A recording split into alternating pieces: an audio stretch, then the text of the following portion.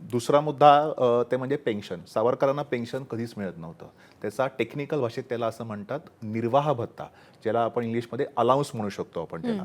Pension कधी मिळतं? आपण एखाद्या व्यक्तीकडे जॉब करत असू, आपण रिटायर्ड झालो की आपल्याला पेन्शन पेन्शन मिळतं. मिळतं. सावरकरांना काही कोणाला जॉब करत नव्हते. सावरकर जेव्हा रत्नागिरीमध्ये त्यांना ठेवलं होतं 24 ते 37 सालापर्यंत 13 वर्ष.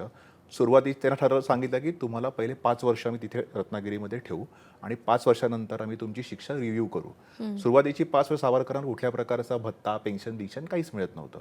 29 साली जेव्हा त्यांची शिक्षा रिव्ह्यू केली आणि एक्सटेंड केली, तेव्हा सावरकर म्हणाले की आता गेले 5 वर्ष तुम्ही मला माझी बॅरिस्टरीची पदवी काढून घेतली आहे, तुम्ही माझी BAची पदवी काढून घेतली आहे, म्हणजे इथे मला माझ्या शिक्षणावरती मला जॉब करता येणार नाही. इथे मला प्रायव्हेट जॉब मिळणार नाही आहे, कारण त्याप्रमाणे शिक्षकाची नोकरी तुम्ही मला करून देत नाहीत. सावरकरांनी अप्लाय केलं होतं, मला इथे शिक्षकाची नोकरी द्या. त्यांनी रिजेक्ट केलं.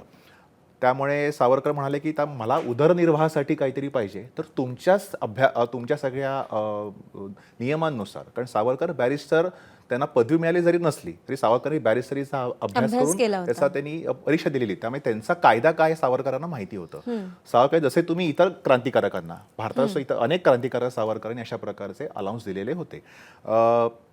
तेव्हा की तुमच्याच नियमानुसार मी एक राजबंदी आहे, तुम्ही मला अशा प्रकारचं हे द्या.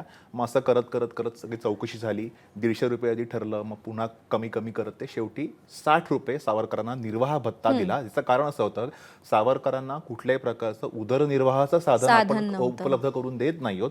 आपल्याच नियमानुसार सगळ्यात कमी सावरकरांना ₹60 निर्वाह भत्ता दिलेला होता आणि त्यावेळेचा सगळ्यात हायेस्ट भत्ता होता तो म्हणजे 1200. बंगालमधले काही क्रांतिकारक होते, त्यावेळेला त्यांना हायेस्ट त्यावेळेचा 1200 भत्ता मिळत होता आणि सगळ्यात कमी जो होता भत्ता तो सावरकरांना मिळत होता.